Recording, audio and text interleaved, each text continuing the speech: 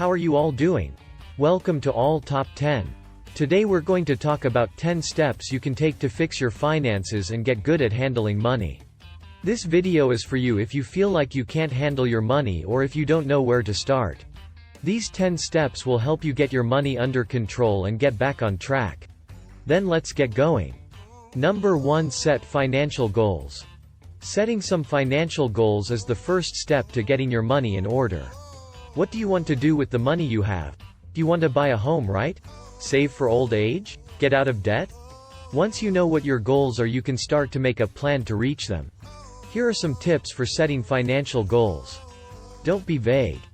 Don't just say that you want to save money for retirement. Set a clear goal like saving $1 million by the time you're 65. Set goals that you can reach. Don't make goals that will be too hard to reach. Break up your big goals into smaller steps that are easier to handle. Put your goals on paper. Writing down your goals will help keep you on track and keep you inspired. Check in on your goals often. Your finances can change over time, so it's important to keep an eye on your goals and make changes as needed. Number 2. Make a budget. A spending plan is what a budget is. It tells you how much money you get each month and how much you spend. Start making a budget by keeping track of what you spend for a month. This will show you how your money is being spent. Once you know how you spend your money, you can start making a budget that works for you. Here are some tips for creating a budget. Be honest about how much money you spend. Don't forget how much you're spending on certain things. Set priorities for your spending. Make sure you spend your money on the things you care about the most. Don't be rigid. Your budget should be something you can change as needed. Number 3. Pay off your debts. Debt can be very hard on your finances. Make a plan to pay off your debt as soon as possible if you have any. A snowball payment is one way to pay off debt. This means making the minimum payment on all of your debts and then putting any extra money toward the loan with the highest interest rate. Debt consolidation is another way to pay off debt. To do this, you'll need to get a new loan to pay off all of your other debts. If you have a lot of debt with high interest rates, this could be a good choice. Here are some additional tips for paying off debt. Spend less on things you don't need. The faster you can pay off your debt, the more money you can save. Whenever you can pay more than you have on your loan, even an extra $25 a month can be helpful. You might want to refinance your loan. If you have good credit, you might be able to get a lower interest rate by refinancing your debt. This can help you pay off your debt faster and save you money on your monthly payments. Number 4. Build an emergency fund. An emergency fund is a cash account that you can use to pay for things you didn't plan for, like losing your job or getting sick.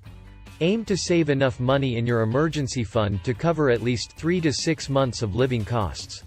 Here are some tips for building an emergency fund. Set aside a small amount of each paycheck. Even if you can only save $25 a week, it will add up over time. Automate your savings. Set up a recurring transfer from your checking account to your savings account each month. This will make sure that you're saving money without even having to think about it. Keep your emergency fund in a flexible account like a savings account or money market account. This way, if you need your money quickly, you can get it quickly. Number 5. Invest for your future. One of the best ways to make your money grow over time is to invest it. There are a lot of different ways to invest, so it's important to do your studies and pick the right ones for you. If you don't know where to begin, you might want to talk to a financial advisor. They can help you choose options that fit your risk tolerance and financial goals. Here are some tips for investing. Get going early. When you start saving early, your money has more time to grow. Invest regularly. Even if you can only invest a small amount of money each month, it will add up over time. Number 6. Automate your finances. Automating your earnings is one of the best ways to stay on track with your financial goals. This means you need to set up automatic transfers from your checking account to your savings account and investment funds. You can also set up regular bill payments so that you never forget to pay. Here are some tips for automating your finances. Set up automatic transfers from your checking account to your savings account and investment funds. This will make sure that you save and spend money without even having to think about it. Set up your bills to pay themselves. This will keep you from having to pay late fees and interest. Check in on your automatic payments every so often to make sure they are still helping you. Number 7. Review your finances regularly. Because your financial condition can vary over time, it's critical to check your finances on a frequent basis. This will assist you in ensuring that you are still on pace to meet your financial objectives. Here are some tips for reviewing your finances. Review your budget and how you spend money often. This will help you figure out where you can save money or spend it better. Keep track of how close you are to reaching your cash goals. This will keep you going and help you stay on track.